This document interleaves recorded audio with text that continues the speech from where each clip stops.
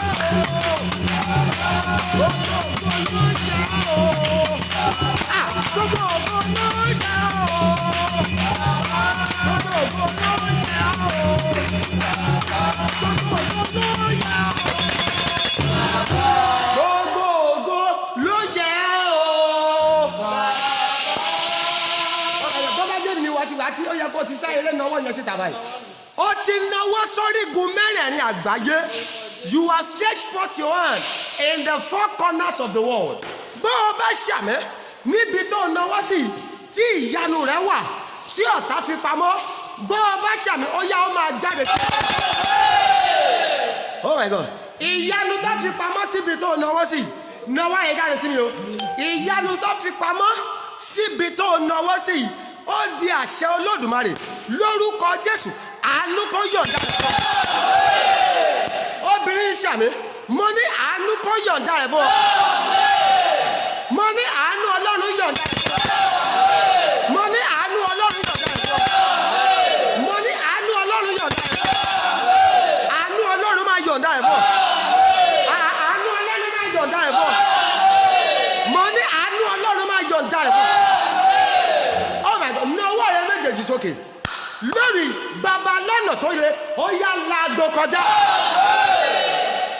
Agbára tó gbogbo májẹ̀mú àtijọ́ ẹ̀ṣẹ̀ ìran ẹ̀ṣẹ̀ tèmi tirẹ̀ tó láàánú ráàánú gbà bó o bá ṣàmì ó yá ẹ̀jẹ̀ Jésù kó tù ọ́.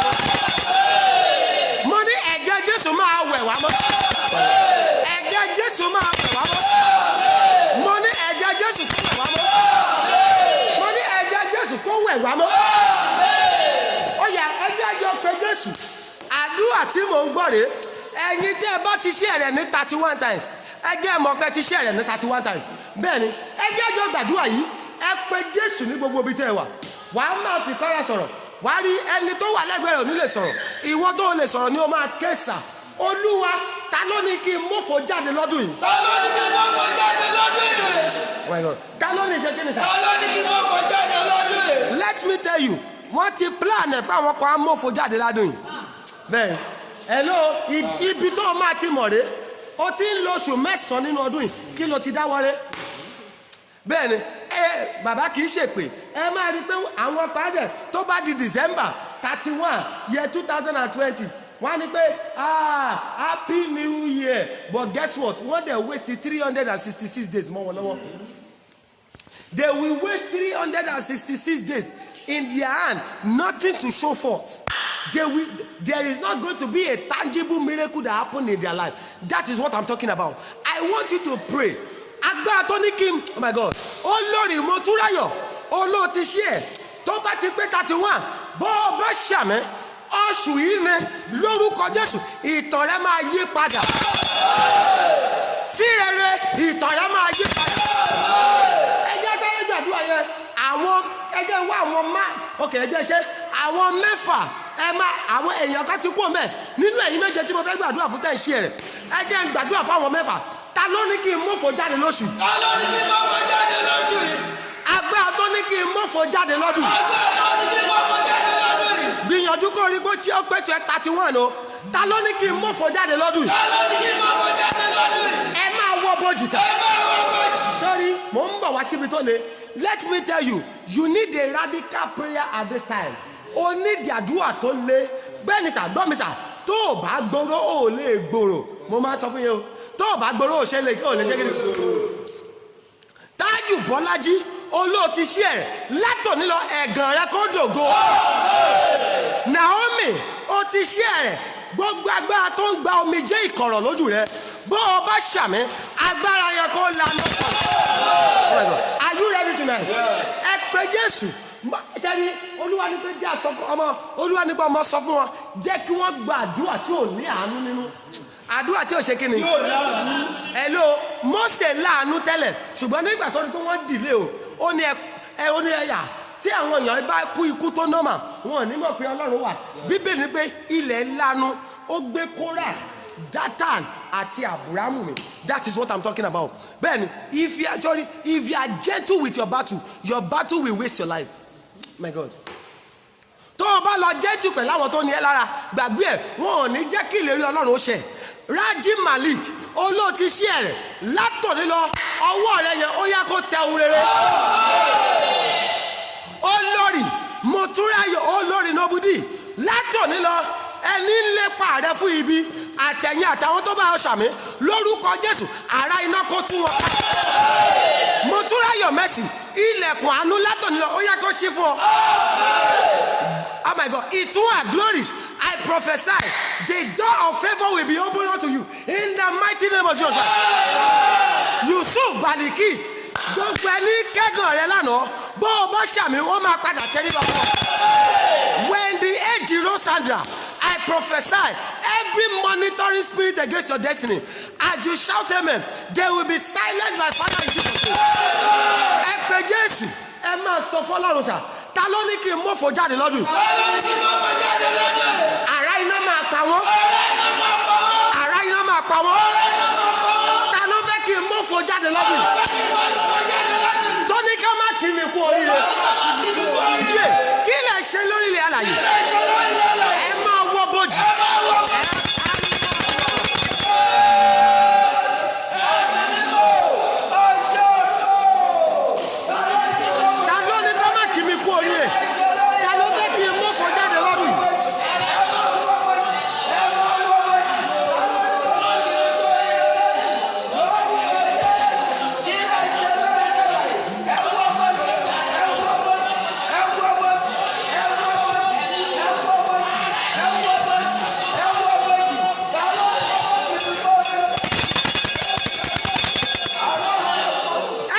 ẹnìkan ṣàmì Elizabeth Itwan, you are shared.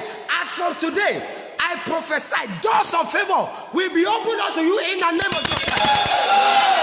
Bùnmá Ìtayọ̀mídé olóòtí share ẹni bá lépa rẹ sí ibi Bùnmi bó o bá ṣàmì ọ̀run gbaṣọ lára. Ta ló ní ọ̀rọ̀ yìí? Gbogbo agbára tó ní bó ṣe bẹ̀rẹ̀ ọdún yìí ló máa ṣe parí ẹ̀. Agbára tó fẹ́ kó jáde lọ́dún yìí ló fò láì dá ohun rere ṣe. Bó o bá ṣàmì agbára yẹn lànà sọ̀rọ̀. Mo ní agbára yẹn lànà sọ̀rọ̀. Ṣé o máa lè kọrin tí mò ń gbọ́ yìí? Ọlọ́run 1930 ayé rò pé o ti kú ẹ sọ bẹ́ẹ̀. Ọlọ́run 1930 ayé rò pé o ti kú. Ọlọ́run 1930 ayé rò pé o ti lọ. Ọlọ́run 1930 ayé rò pé o ti lọ. Rachel Bọ́láńlé ẹlẹ́tìṣẹ́ 31 times ilẹ̀kùn àánú tí ò ṣí fún ìran rẹ rí àti wọ́n àti gbogbo àwọn tó ti ń ṣe ẹ̀rẹ̀ yìí lórúkọ Jésù ó yá kó torí yín. Ọlọ́run 19 àgbo tó fẹ́ yín rí agbára ló lọ mú wá. Àgbo tó fẹ́ yín rí agbára ló mú wá. Dìde kó wá ṣe bí akọni. Dìde kó wá ṣe bí akọni.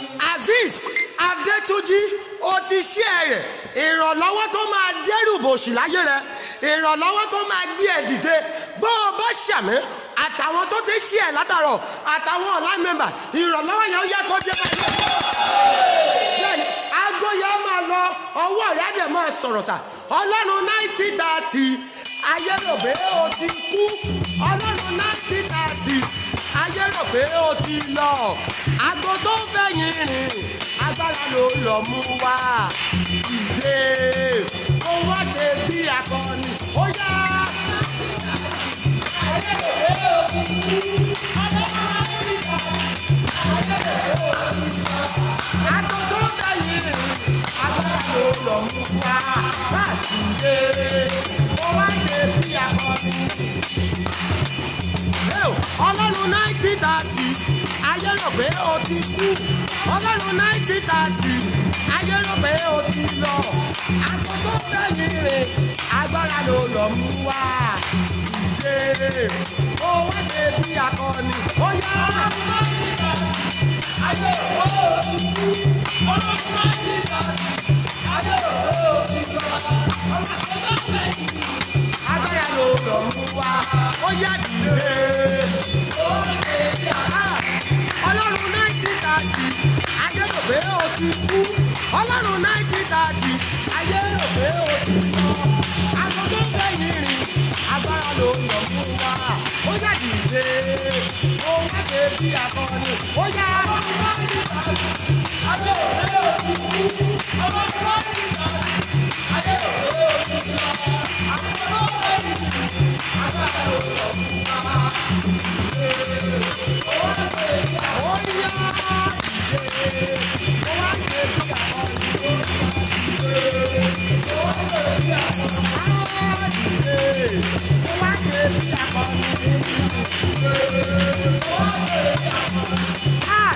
Ó wá ṣe bí akọni.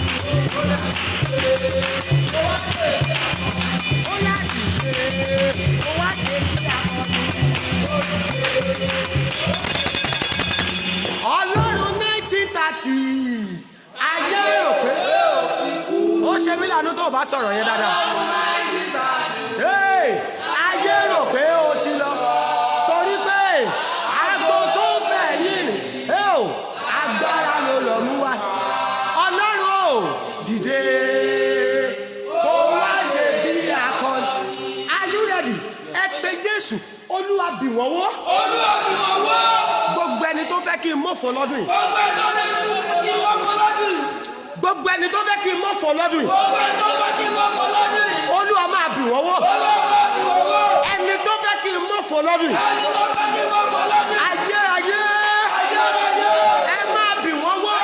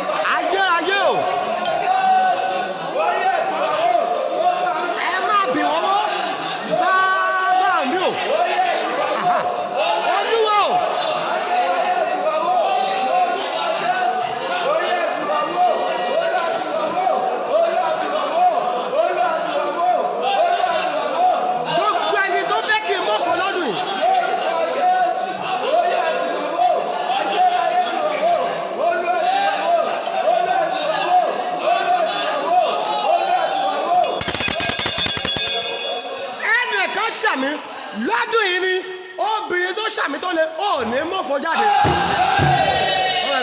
Ọkùnrin yẹn ò ṣàmì mo ní ládùn yìí ni ò ní mọ́fọ́ jáde. Mo ní ò ní mọ́fọ́ jáde. Mo ní ò ní mọ́fọ́ jáde. This year you will not end it empty-handed in the name of Jesus Christ.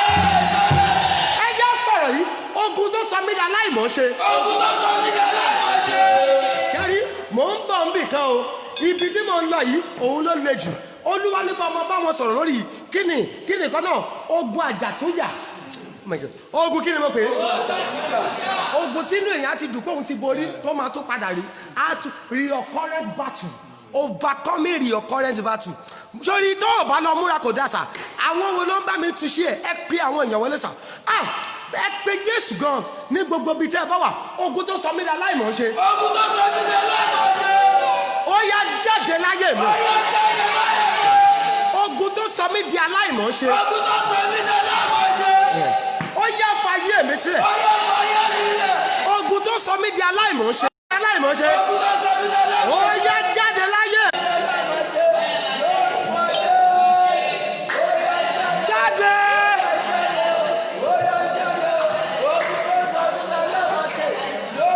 Ogun tó sọ mí di aláìmọ̀ ṣe.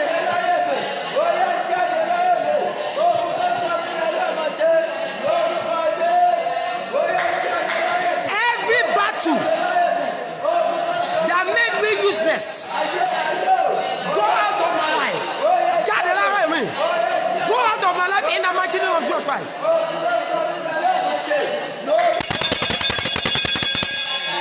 Bó o bá ṣàmì, gbogbo ogun tó sọ ẹ́ di aláìmọ̀ ṣe.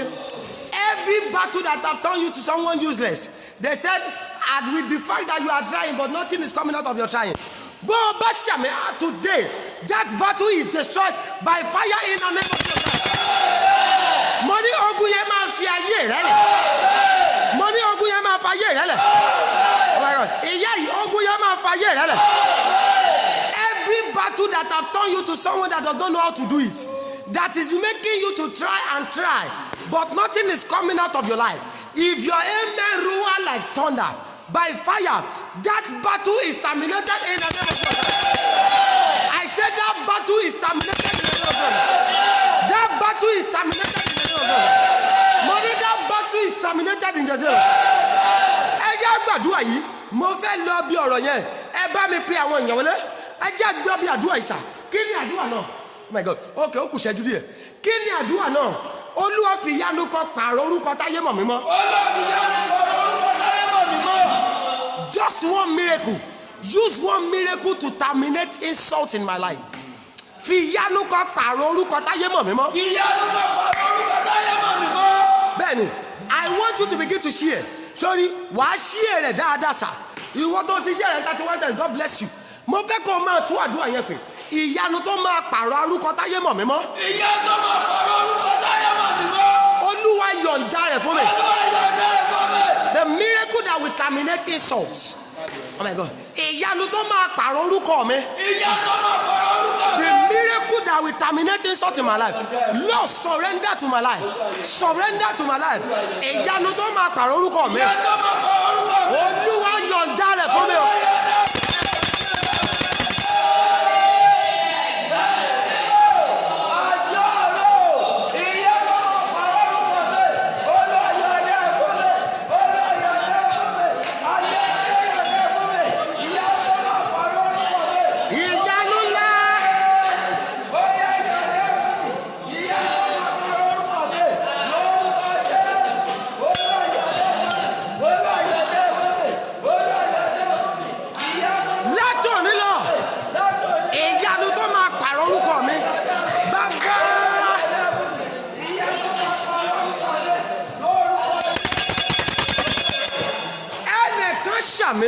The miracle that will terminate long time insult.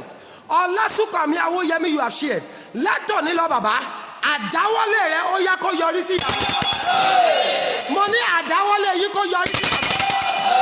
The miracle that will terminate long time insult.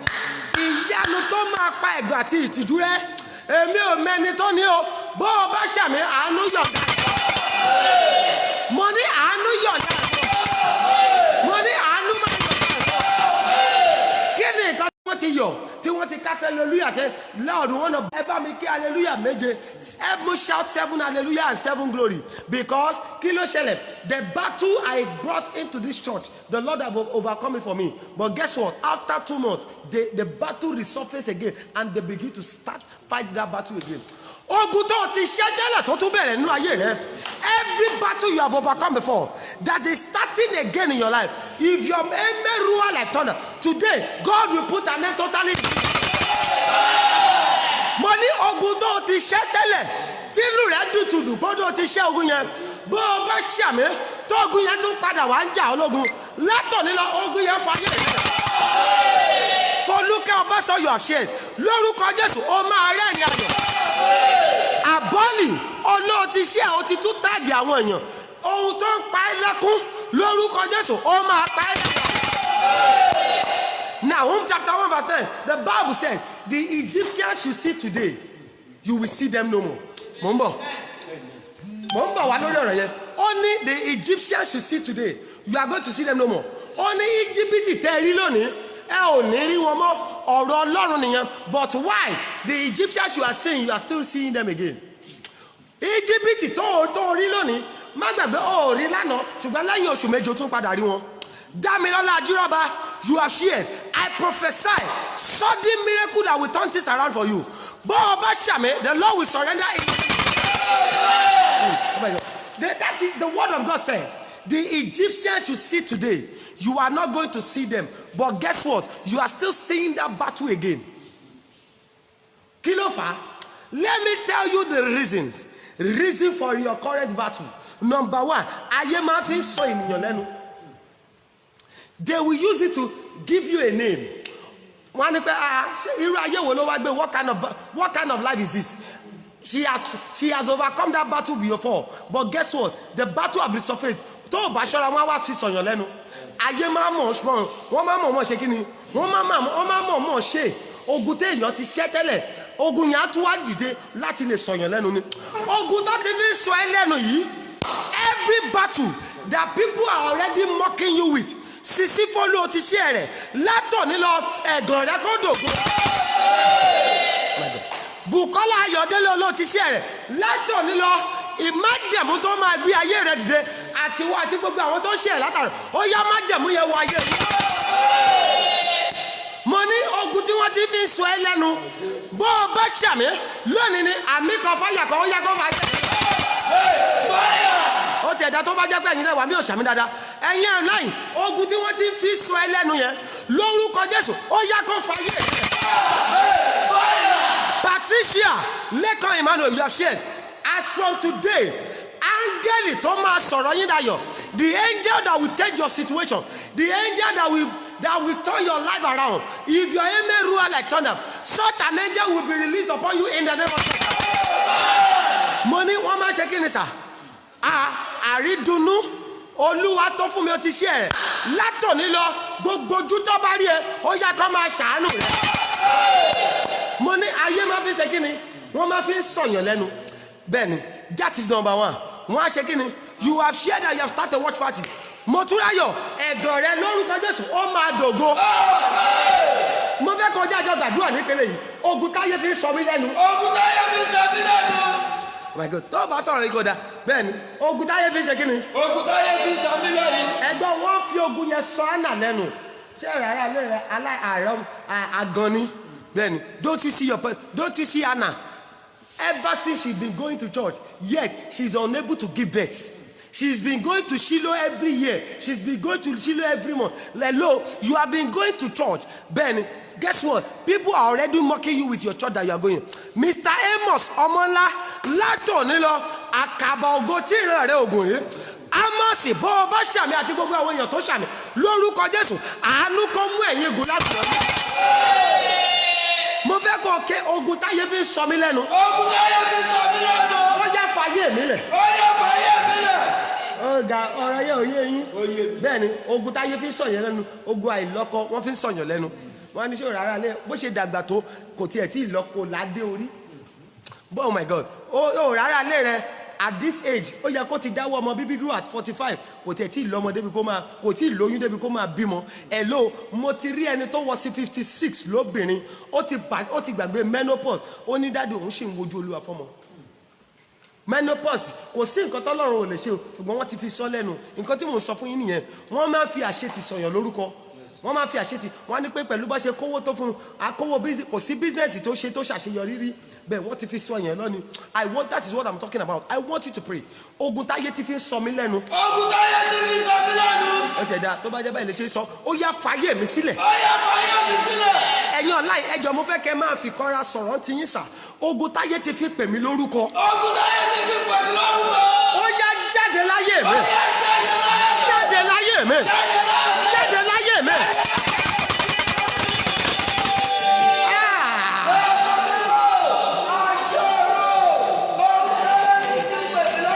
Ogun táyé fi sọ mí lẹ́nu yìí. Go out of my life. We are interpreting it. Every battle they are naming me with. Every battle of stagnancy, battle of failure that people are recognizing me with. Lord, terminate that battle in my life today.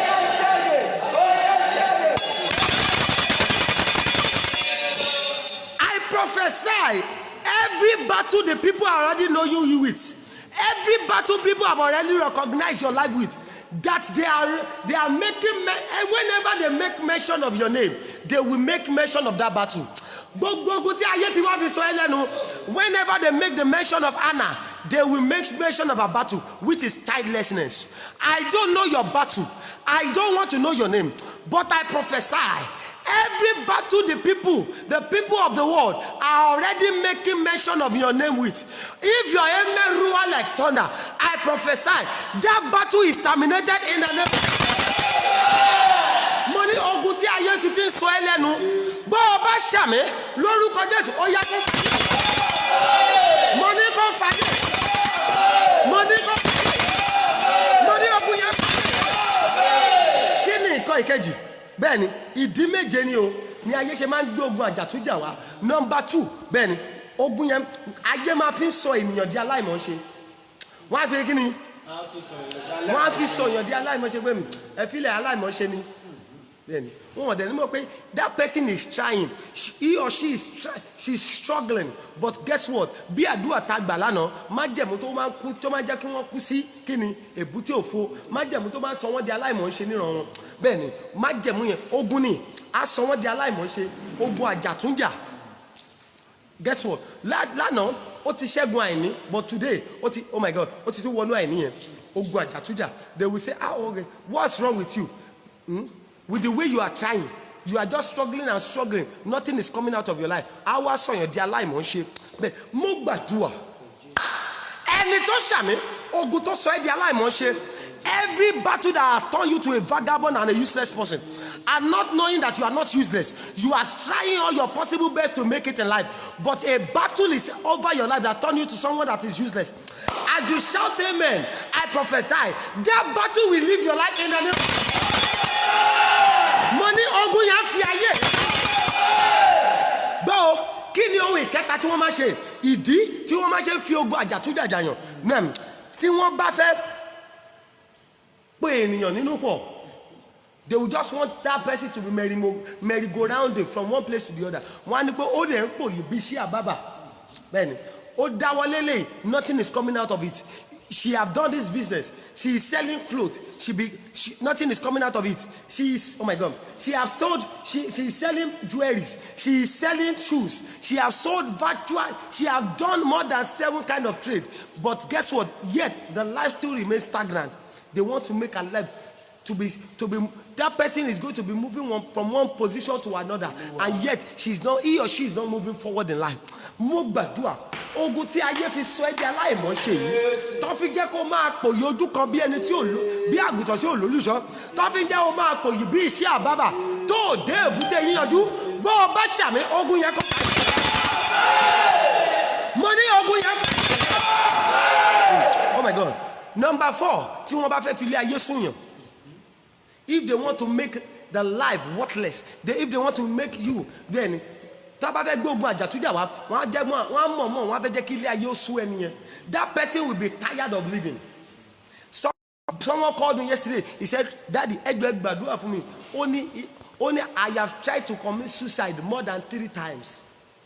I have tried to what? To commit suicide more than 3 times. It is not as if he has money. He's not living a good life. It's not as if the man is wealthy. It's not as if the woman is wealthy. But that person was facing with a family problem. That person was facing with a terrible problem. That is why he attempted suicide. Ẹni ẹni ó bá ìdojúkọ ńlá ó bá pàdé ó bá ogun kan pàdé ló ṣe wò pé wo kàkà kẹ́kùn má jẹ sèse ẹjẹ́ àfi ṣàwádànù bí bóun bá wá ayé mi òun á máa túnyàn ló ṣe gbìyànjú láti lọ para ẹ̀ Ọlọ́run ni ò gbà fún. Ẹnìkan ṣàmì ẹ̀mí tó sọ fún ẹ pé kó o para rẹ yẹn ẹ̀mí tó sọ fún ẹ pé ṣọlẹ̀ oh my God èmi ò mẹ́ni tó ní ọ̀rọ̀ yẹn. I hear that voice very well.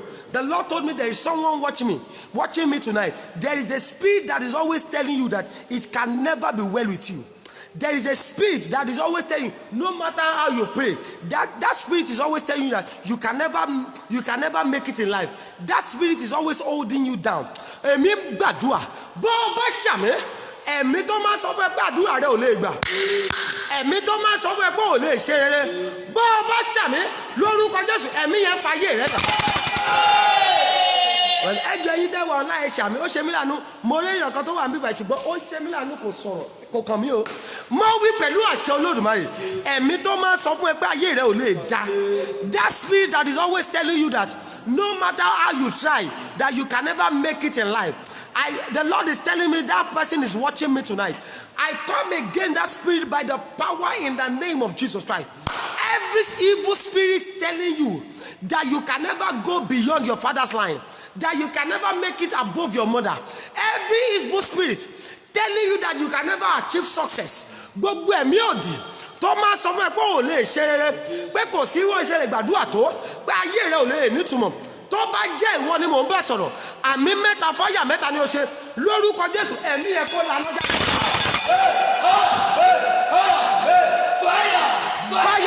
Fire. Oh my God. Number 5 ìdí tí wọ́n máa ṣe kí ni tó máa ṣe gbé ogun àjàtúnjà the reoccurrence battle. That is what I'm talking about. Reoccurrent battle. Ẹni tó ti ṣẹ́gun tẹ́lẹ̀ tó gbọ́ tó gún yẹn tún padà dìde sí. Ìdí karùn-ún tí wọ́n máa ṣe ń gbé ogun yẹn dìde rè. Number 5. Tí ayé bá fẹ́ ṣe kí ni? Tí ayé bá fẹ́ kọ́ sí ẹsẹ̀ gbé. Tí ayé bá fẹ́ tí wọ́n bá fẹ́ fi ayé hàn yàn. Tí àwọn ìkànnìyàn tó bá fẹ́ ṣe ní tó bá fẹ́ fa ayé hàn yàn. Wọ́n á jẹ́ kó mọ̀ pé filẹ̀ kò sí bó ṣe ṣe tó a máa jẹ́ kó mọ̀ pé ayé wà. Ẹ jẹ́ àgbàdúrà mẹ́yìn. Àwọn wo ló ń fa ayé hàn mí? Àwọn wo ló ń fa ayé hàn mí? Olúwa fọ̀nà ọ̀run wọn. Olúwa fọ̀nà ọ̀run wọn. Gbogbo ẹni tó lò máa fa ayé hàn mí. Gbogbo ẹni tó lò máa fa ayé hàn mí. Gbogbo ẹni tó ti ń fi ayé hàn mí. Gbogbo ẹni tó ti ń fa ayé hàn mí. Ẹ ló wọ́n fa ayé hàn ẹ o. Ṣé o mọ̀? Wọ́n ti fa ayé hàn ẹ. Má jẹ́ ìparí ọ̀tọ̀ ẹ̀ àti jẹun ó diṣẹ́. Èló ló wà lákàùntì ẹ àkáùntì ẹlòmíì ti wọ rẹ́ẹ̀dì ẹlòmíì àní pé wo yìí láìkí kí n máa tọ́jú owó sí báǹkì inú yàrá ní báǹkì mi bẹ́ẹ̀ ẹni tí ò lówó ló ń tọ́jú owó sí yàrá ẹni tí ò ṣe kí ni sà ṣé Ọlọ́run á wá yọ̀ǹda 10 million fún ẹ̀sìn wàá wá ló fẹ́ lọ tọ́jú ẹ̀ sínú yàrá ẹ̀rù gan bà wọ̀ láyé wàá máa sọ pé láyé cashless pápápá wàá ṣe transfer lórí fóònù ẹni that is what I'm talking about but ẹni tí ayé rẹ̀ ò nítumọ̀ wọn á máa ta lówó no láìkì wàhálà báǹkì ti pọ̀ jù a ní wàhálà bank no wàhálà I don't like going to bank the problem in bank is too much so that's why I prefer to keep my money at home tọ́ba máa wo èlò ní gbogbo owó ó jẹ́ 100,000 naira ó jẹ́ èlò 100,000 ṣé wàá ní 10 million wàá ní 20 million wàá ní 100 million wàá ní pé wo I don't like to go to bank ẹ̀rù gan máa bà pé tọ́ bá wọlé bọ́ bá gba nǹkan ṣéǹjì yìí ẹsẹ̀kẹsẹ̀ kò sẹ́ni tó máa kọsà á kówó lọ báǹkì bẹ́ẹ̀ni ẹ wo àwọn ìyanu kan wà there are some miracle when you get to the bank when you want to make a withdrawal ẹsẹ̀kẹsẹ̀ bó o bá ti tender check ó ti ẹ̀ ní lọ sọ́dọ̀ cashier ọ̀dọ̀ àwọn bank manager ló máa béèrè my God ọ̀rọ̀ yẹn ò yé yín. Ó yé mi. My God bank manager lèyàn máa ṣe kí ni mẹ́rin ní ṣubíṣù nígbà ó fẹ́ gba 5 million sí wà wá ní o fẹ́ lọ sọ́dọ̀ cashier stand hello sorry wà á lọ sọ wà á béèrè where is your bank manager oh my god tó bá ti débẹ̀ tó bá kọ́kọ́ rí check yẹn tó rí pé inú àkáǹtì ẹ ló ti fẹ́ jáde wọ́n á gbé ẹ jókòó wọ́n á entertain ẹ lọ́tọ̀ pé God bless you sir you are welcome will you do you mind coffee àtijọ́ tó ti ń lọ báǹkì ṣé wọ́n fi coffee lọ ẹ rí nǹkan tí mò ń sọ nìyẹn ó jẹ́ àjọ gbàdúrà àtijọ́ tó ti ń lọ báǹkì wọn ò fi kọ́fì rẹ̀ rí ẹ̀ tún máa ẹni tó wà wájú ẹ fẹ́ gba 2,000 ìwọ fẹ́ gba 5,000 bó bá kúrò bó bá wọlé á nípẹ̀jọ ìyá ẹ má ṣe yamayama mo ṣáájú yín débi báyìí ẹ wájọ máa jà lórí láìnì nítorí pé kí ni àwọn akúṣẹ̀ ló pàdé ara wọn lórí láìnì wọ́n wá máa tira wọn wọ́n á máa fi só dára wọn lára yá ẹ̀ nílé kúrò nítorí ayé gbogbo àwọn tó jọ wà lórí láìnì yẹn ayé kan náà jọ ń gbé that is what I'm talking about ẹ jẹ́ àjọ gbàdúrà sa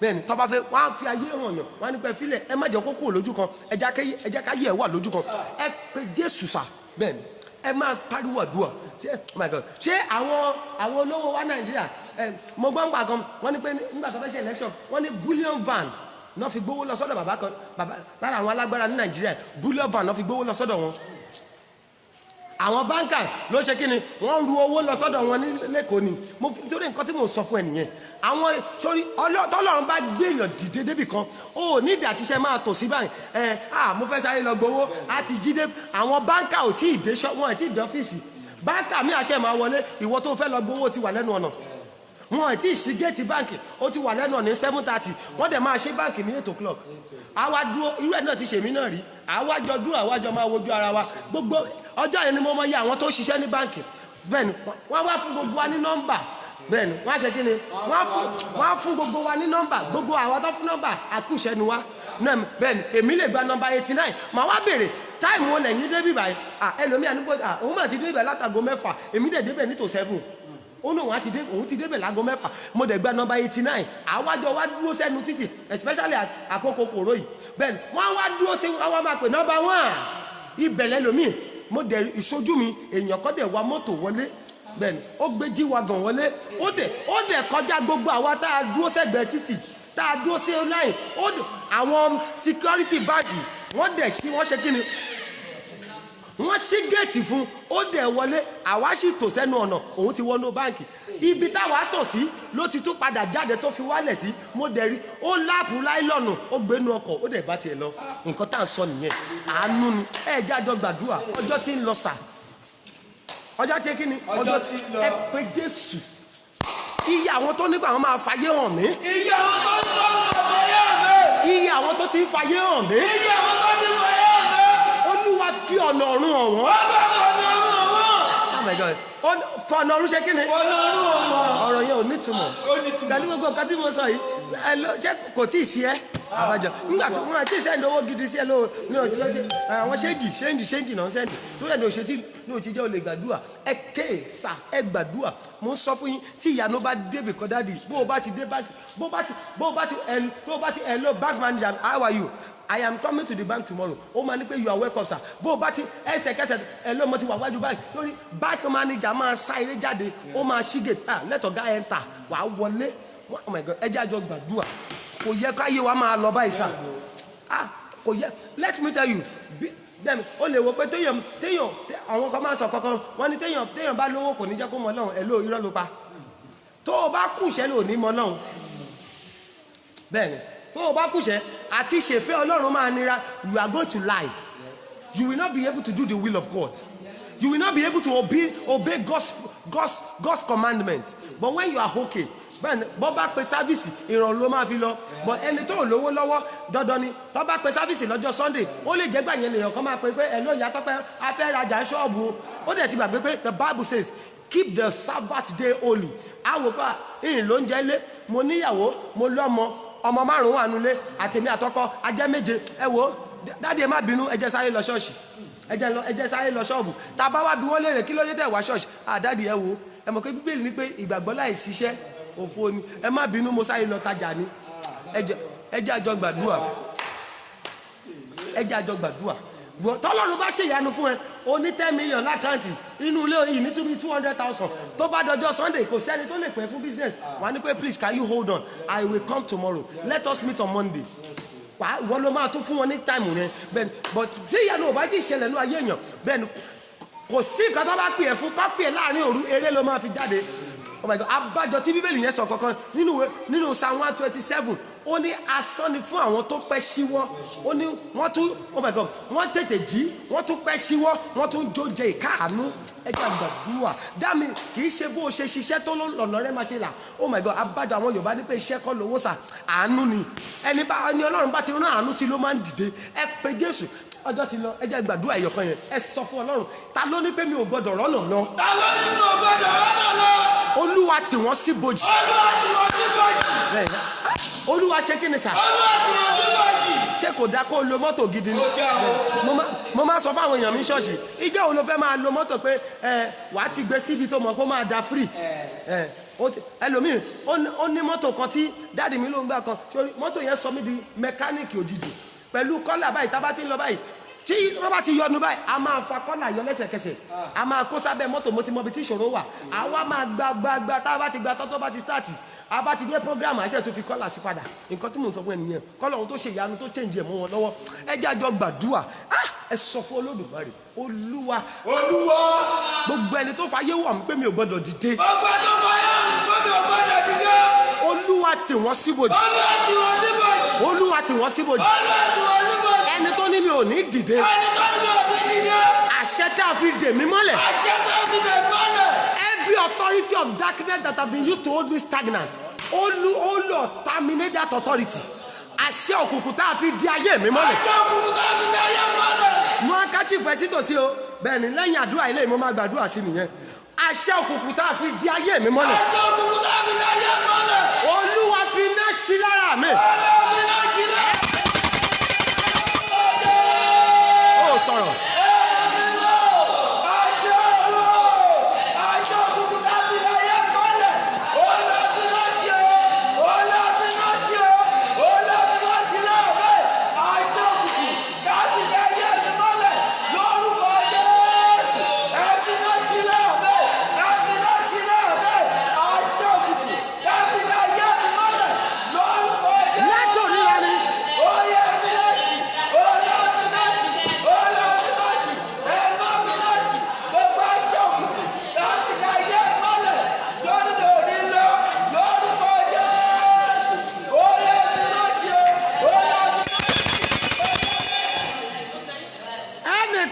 Ṣàmì gbogbo àṣẹ òkùnkùn tá a fi di ayé yín mọ́lẹ̀ mọ̀sà bó o bá ṣàmì ó yá ẹ̀mí mọ́ sí lára rẹ̀.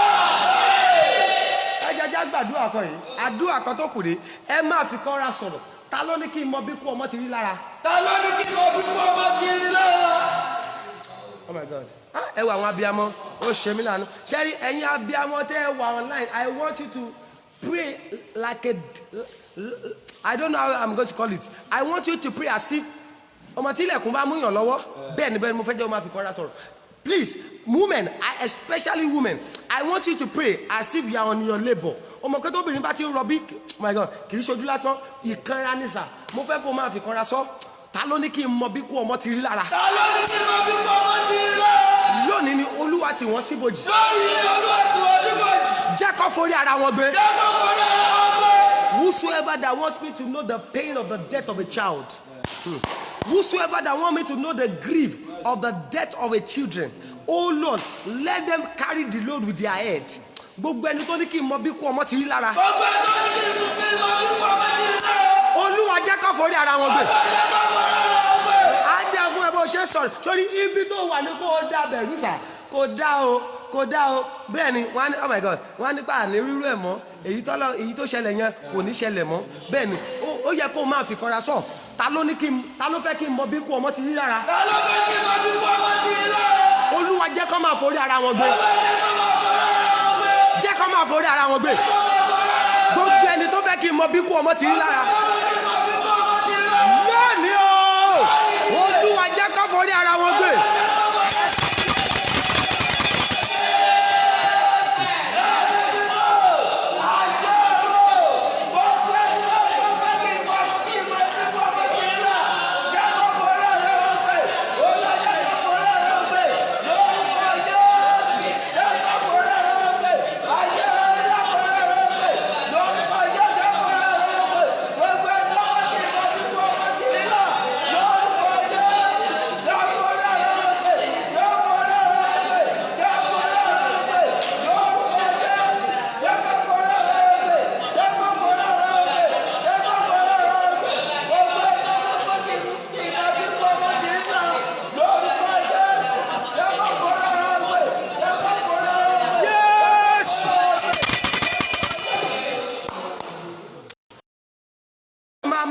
táìpù àmì àti wọ́ tó o ti bí ọmọ àtẹ̀yìn tẹ́ ò tí ì bí tọ́lọ́run máa dá lóhùn ká tó parí ìpàdé.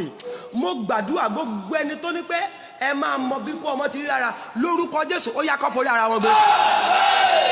Ẹ wá bí àwọn ọmọ yẹn ṣàmì gbogbo ẹni tó ní pé òun máa mọ bí kú ọmọ ti rí lórúkọ Jésù ó yá kó máa forí ara wọn gbé. Mo ní wọ́n máa forí ara wọn gbé. Mo ní wọ́n máa forí ara wọn gbé. Mo ní wọ́n máa forí ara wọn gbé. Mo ní wọ́n máa forí ara wọn gbé. Mo ní wọ́n máa forí ara wọn gbé. Mo ní wọ́n máa forí ara wọn gbé. Ẹni tó ní ẹ fílẹ̀ ẹ jẹ́ ká pa ọmọ ọ̀gbọ́n ológun mọ́ lọ́wọ́. Gbogbo ẹni tó ní pẹ́ fílẹ̀ àwọn máa gba àrídùnnú mọ́ wa lọ́wọ́. Bí ẹ bá ṣàmì lórúkọ Jésù Ọlọ́run kó forí wọn gbé. Bíbélì pé ọwọ́ tí ọ̀gẹ̀dẹ̀ bá gbé wọ́n máa fi àwọn Yorùbá ló sọ wọ́n ní wọ́n máa fi na ara wọn ni. Gbogbo ẹni tó ń sáré ikú ọmọ ló wà lórí. Gbogbo ẹni tó fẹ́ kó o sunkún lórí ìyàwó rẹ. Gbogbo ẹni tó fẹ́ kó o sunkún lórí ọkọ. Whosoever that want you to mourn over your children. Whosoever that want you to mourn over your husband and wife. Whosoever that want you to mourn over your sibling. Bó o bá ṣàmẹ́ lórí ọyá kan forí ara wọn gbé. Mo ní wọ́n máa forí ara wọn gbé. Mo ní wọ́n máa forí ara wọn gbé. Lórúkọ Jésù ẹni tó lóun máa jẹ́ kó o mọ bí kú ọmọ ti rí. Àtẹ̀yìn tẹ́ ti bímọ. Àtẹ̀yìn tẹ́ ò tí ì bí tẹ́ máa padà bímọ. Àtẹ̀yìn tẹ́ ti lọ́mọ tẹ́ ti ń lọ́mọ ọmọ. Gbogbo ẹni tó fẹ́ pa yín lẹ́kún lórí ọmọ àtọmọ ọmọ yín. Bẹ́ẹ̀ bá ṣàmì lónìí ni ó yẹ kó forí ara wọn gbé. Mo ní àwọn ọ̀tá yẹn sà ó yẹ kó máa forí ara wọn gbé. Mo ní ò ní fọjọ́ kan mọ́ o. Títí tó máa fi dàgbà darúgbó fayélẹ̀ ò ní mọ bí kú ọmọ ti rí. Àtẹ̀mí àti ẹ̀yin a ò ní mọ bí kú ọmọ ti rí. Bóyá ó máa ń kéré ni bóyá ó máa ń rí lára ni lórúkọ Jésù kò ní jẹ́ ìpín wa. Mo ní kò ní jẹ́ ìpín wa. Mo ní lórúkọ Jésù it will never be your portion. Mo ní it will not be your portion. Ìṣẹ̀lẹ̀ tí má bí amọ̀ sájáde láàrin òru. The occurrence that will make a parent run out of the house at night. That you will be shouting for help. That you will not see anybody to help you at night. I prophesy such an evil occurrence it will never be our portion in the name of Jesus. Mo ní lórúkọ Jésù kò ní jẹ́ ìpín wa. Mo ní kò ní jẹ́ ìpín wa. Mo ní kò ní jẹ́ ìpín wa. Àtọ́dún yìí tó parí lóṣù yìí ni áńgẹ́lì ìròyìn ayọ̀ orúkọ Jésù ó máa yálé rẹ. Mo ní áńgẹ́lì ìròyìn ayọ̀ ó máa yálé rẹ. Adúpẹ́pẹ́ yẹn lọ́rùn rẹ̀ tí wọ́n o. Àmì méje ló máa wá ṣe Jésù Olúwa wá.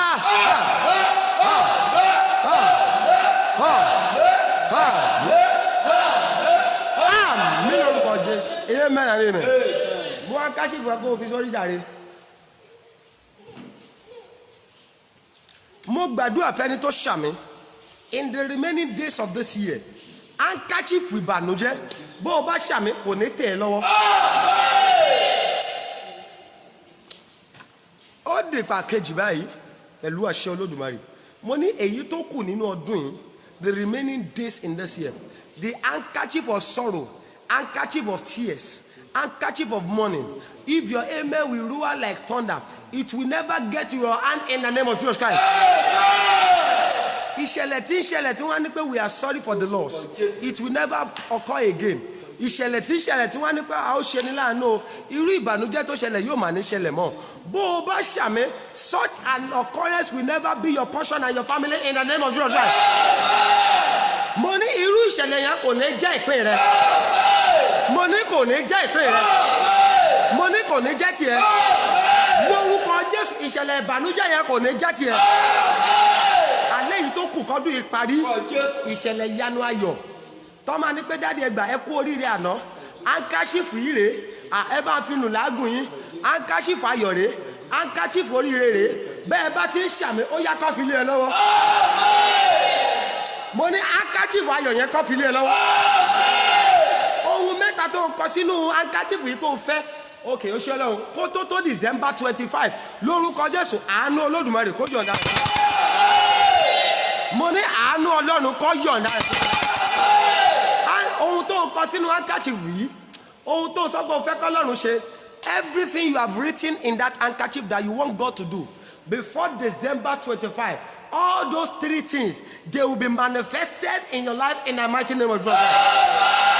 Money, they will be manifested in the name of Jesus in your life. Over that 3 things, you are going to testify in the name of Jesus. Thank you, Lord, for an answered prayer. In Jesus' mighty name, we are prayed.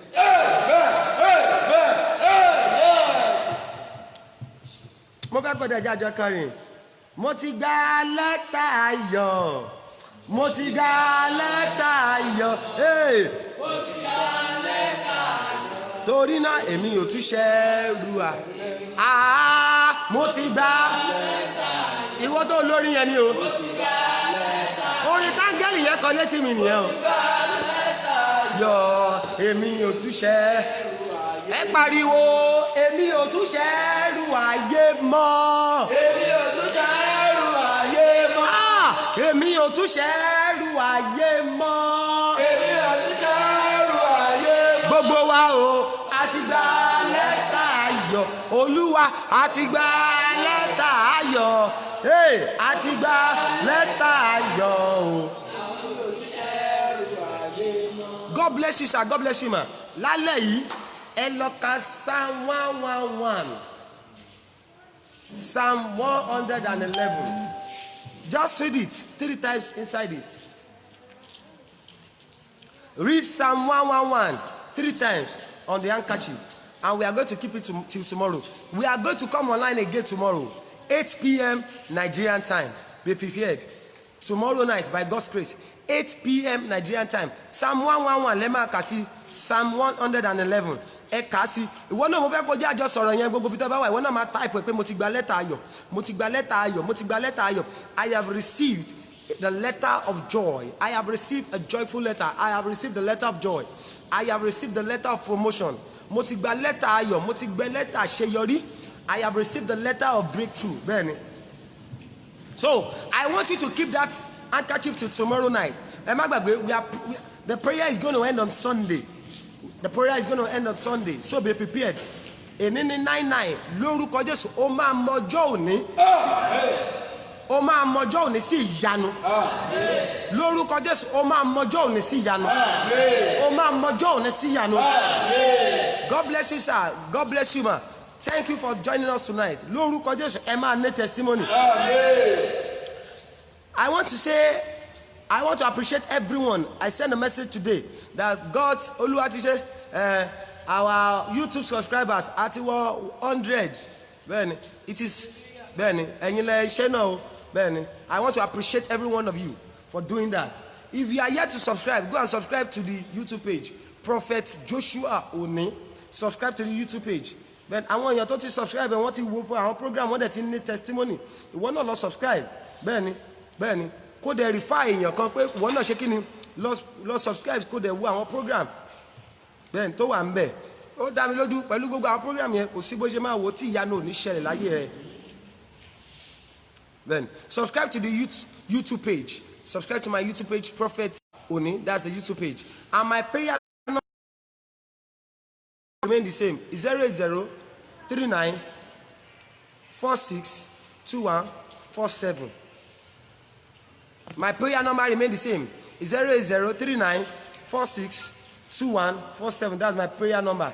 You can contact me. It's also my WhatsApp number. Because it is some people God have been using for this program. That's why you're always seeing us online every time. Then those God has been using, I appreciate you. Lórúkọ Jésù ẹ ò ní mọ́fo. Ẹ̀yin tọ́lọ́run yóò tún máa lò. Lórúkọ Jésù Ọlọ́run máa bá mi bùkún yín. If God have laid it in your heart to bless the ministry, to bless us to, in one way or the other, you can contact me through that line. Ben, you can contact us through that line. And I know as you are doing it, God is going to enlarge your coast in the mighty name of Jesus Christ. Amen. Contact me and every necessary details. The account details will be given to you. I appreciate every one of you. I want to look for data.